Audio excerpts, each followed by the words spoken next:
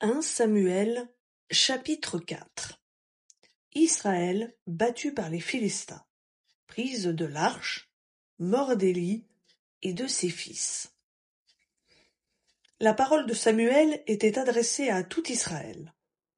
Israël sortit à la rencontre des Philistins pour combattre.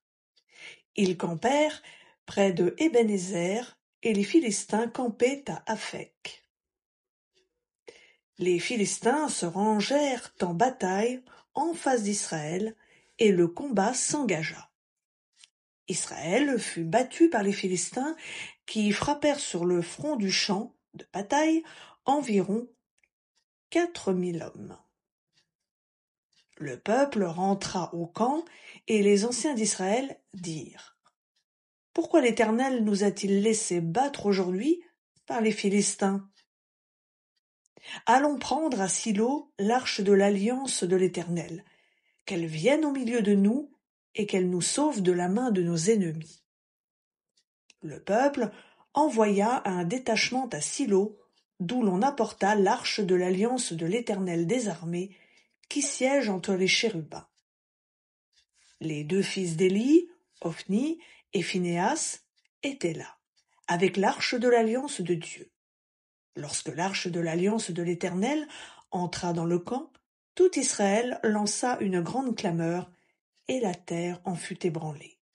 Les Philistins entendirent le bruit de la clameur et dirent : « Qu'est-ce donc que le bruit de cette grande clameur dans le camp des Hébreux ? » Ils se rendirent compte que l'arche de l'Éternel était arrivée au camp. Les Philistins furent dans la crainte, car, dirent-ils, Dieu est arrivé au camp. Malheur à nous, dirent-ils, car il n'en a pas été ainsi jusqu'à présent. Malheur à nous, qui nous délivrera de la main de ces dieux puissants. Ce sont ces dieux qui ont frappé les Égyptiens de toutes sortes de coups dans le désert. Fortifiez-vous et soyez des hommes, Philistins, de peur que vous ne soyez asservis aux Hébreux comme ils vous ont été asservis. Soyez des hommes et combattez. Les Philistins livrèrent bataille et Israël fut battu. Chacun s'enfuit dans sa tente. La défaite fut très grande et il tomba d'entre les Israélites 30 000 hommes de pied. L'arche de Dieu fut prise et les deux fils d'Élie, Ophni et Phinéas, moururent. Un homme de Benjamin accourut du champ de bataille et vint à Silo le même jour, les vêtements déchirés et la tête couverte de terre. Lorsqu'il arriva, Élie était en train de guetter, assis sur un siège près de la route, car son cœur tremblait pour l'arche de Dieu. À son entrée dans la ville, cet homme annonça la nouvelle et toute la ville poussa des cris. Élie, entendant le bruit de ces cris, dit : « Que signifie ce bruit tumultueux ? » Et l'homme s'empressa de venir annoncer la nouvelle à Élie. Or, Élie était âgé de 98 ans.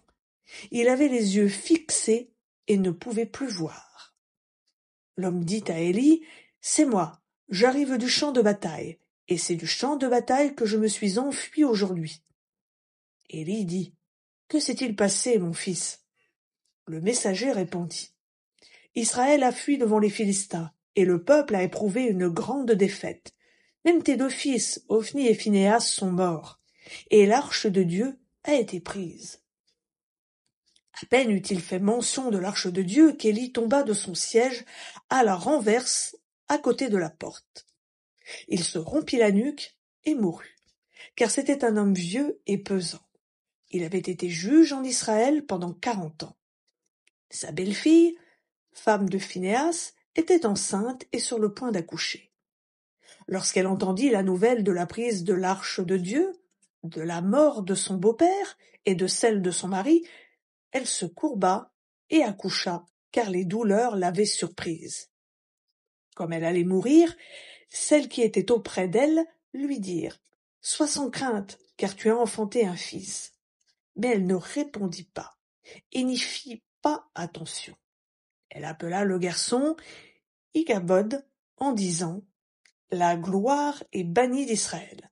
c'était à cause de la prise de l'arche de Dieu et à cause de son beau-père et de son mari. Elle dit: La gloire de Dieu est bannie d'Israël, car l'arche de Dieu est prise.